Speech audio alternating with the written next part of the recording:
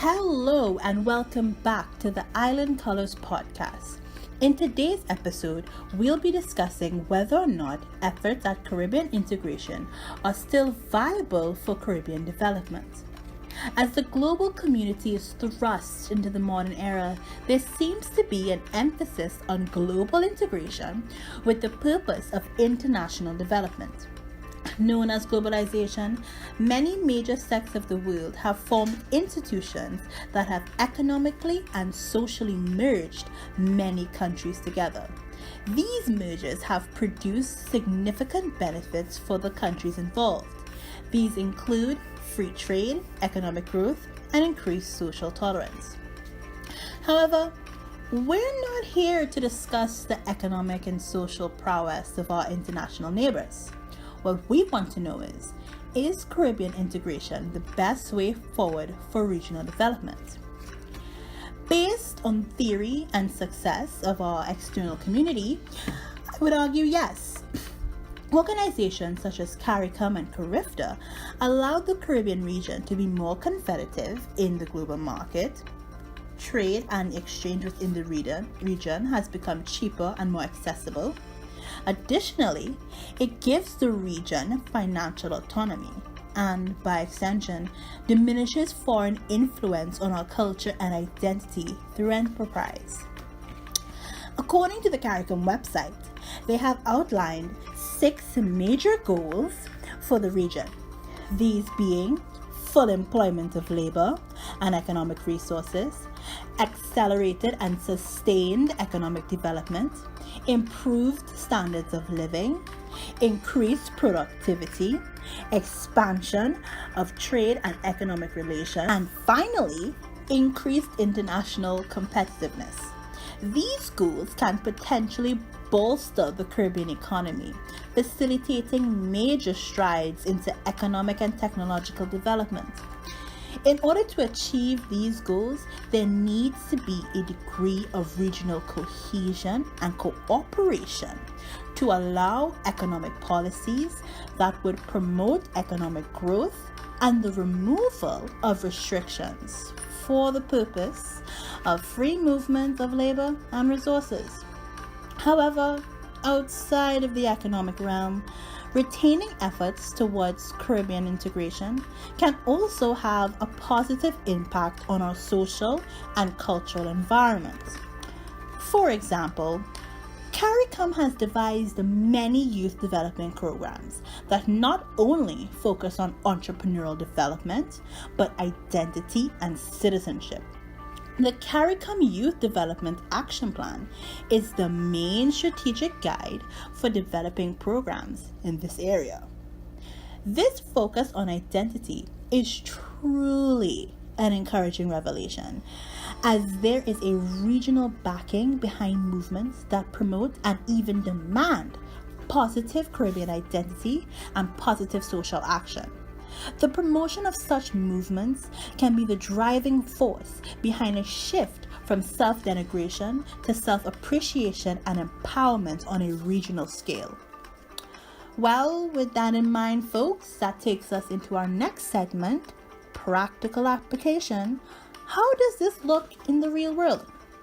Well, under CARICOM, the Caribbean Development Bank projected a regional economic growth of 2% in 2018.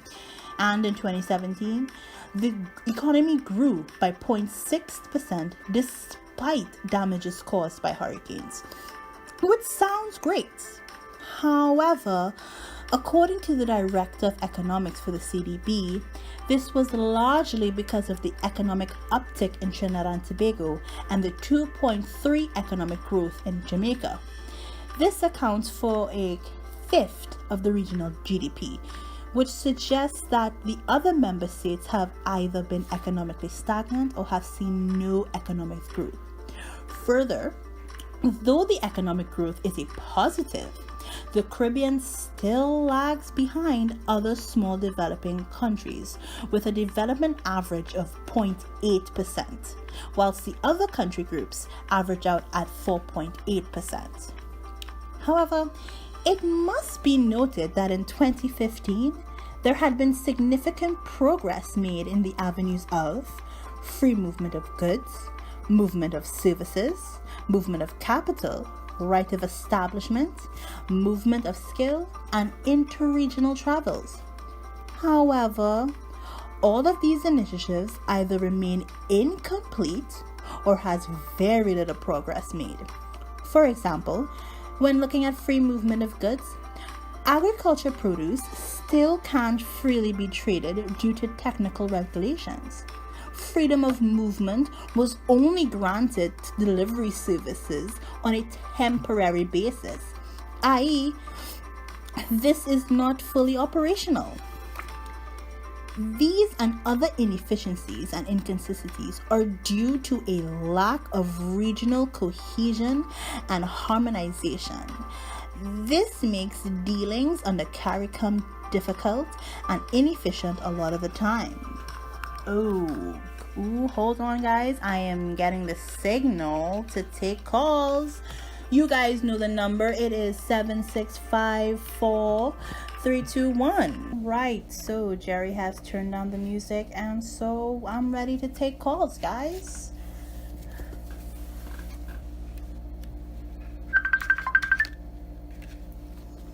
All right, so let's go. We're still connecting. Hello, can you hear me? Hello, caller. You are live in the Island Color studio. Who might I be talking to? Hello, I'm Alex. Hi there, Alex, and where might you be calling from? I'm actually calling from the United States. Wow, so you must be one of our international callers. All right, so what is your question?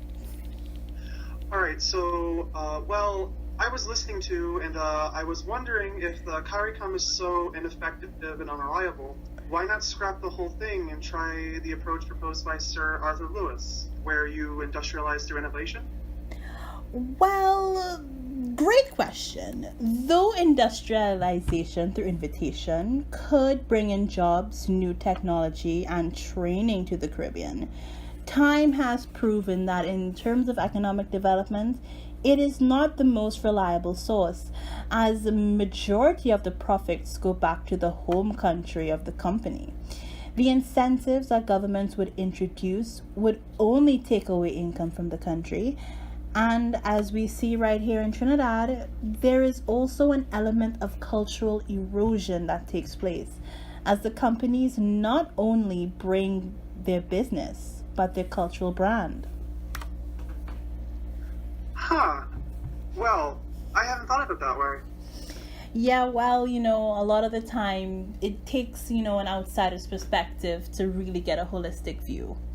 Well, I hate to chase you off the air, but we have to get into our concluding statements. So thank you for listening. All right, guys. So as we wrap up today's episode, I would like to leave you with some key ideas. Though there are many shortcomings within the CARICOM organization, in order for the Caribbean to develop holistically, we need to retain efforts in Caribbean integration, but redirect some of those efforts towards correcting the shortcomings within the system. So, folks, with that, we are coming to the end of the podcast. Ladies and gents, this is Science signing off and wishing you a happy and prosperous week. See you next time.